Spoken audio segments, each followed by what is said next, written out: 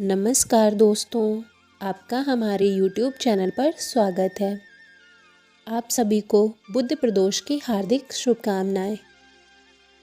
आज मैं आपको बुद्ध प्रदोष की व्रत कथा सुनाने जा रही हूँ। बुधवार के दिन भगवान का पूजन, अग्नि में हवन तथा ब्राह्मणों को भोजन कराना चाहिए। इसके पश्चात स्वयं भी दही से युक्त अन्न का भोजन करें। बुद्ध प्रदोष व्रत करने से भगवान शिव एवं भगवान विष्णु की कृपा से समस्त सुखों की प्राप्ति होती है।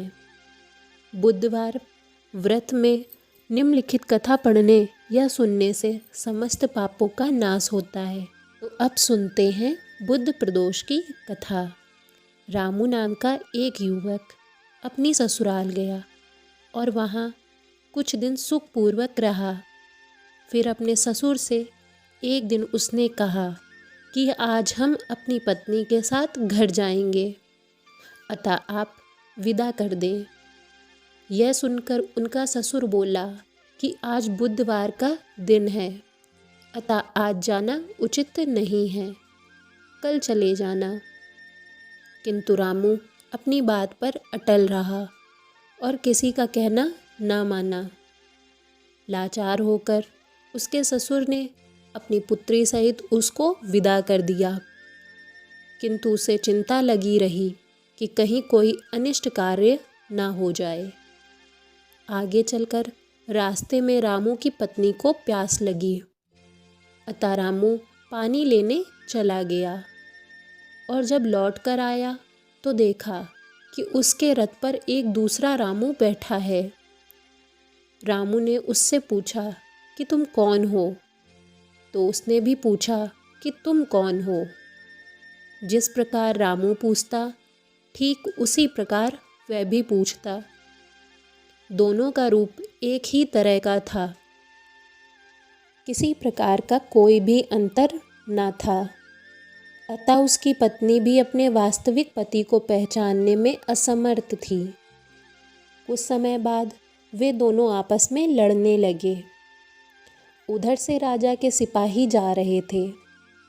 वे रामू को पकड़ ले गए और दूसरे रामू राजा के दरबार से अदृश्य हो गया।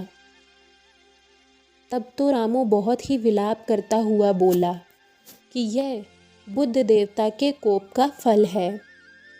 थोड़ी ही देर में आकाशवाणी हुई कि रामू ने किसी का कहना न मानकर बुधवार को यात्रा की, अतः इसे यह दुख प्राप्त हुआ। यदि यह अपनी ससुराल पत्नी सहित वापस लौट जाए और बुद्ध देवता की पूजा करके यात्रा करे तो किसी प्रकार का अनिष्ट न होगा। रामू ने जब यह आकाशवाणी सुनी तो अपनी पत्नी सहित ससुराल वापस जाकर वहाँ पर बुद्ध देव की पूजा की और फिर यात्रा की तो सुकुशल अपने घर पहुँच गया।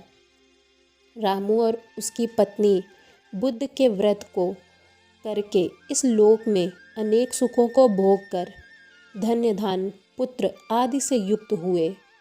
बुद्ध के दिन की यात्रा वर्जित है, किंतु बुद्ध देवता की पूजा करने के बाद यात्रा करने में कोई दोष नहीं होता और ना ही अनिष्ट का कोई भय रहता है। तथा जिस प्रकार रामू ने धन्य धान पुत्र आदि को प्राप्त करके सुखों को भोग और अंत में मुक्ति पाई, उसी प्रकार बुद्ध व्रत करने वाले सभी लोगों को धन धान्य पुत्र पौत्र की प्राप्ति होती है और सब कष्ट दूर होकर संपूर्ण मनोरथ पूर्ण होते हैं। ऐसी ही कथाएं सुनने के लिए देखते रहिए हमारा YouTube चैनल। अगर आप हमारे चैनल पर नए हैं तो हमारे चैनल को लाइक, शेयर और सब्सक्राइब करें। धन्यवाद।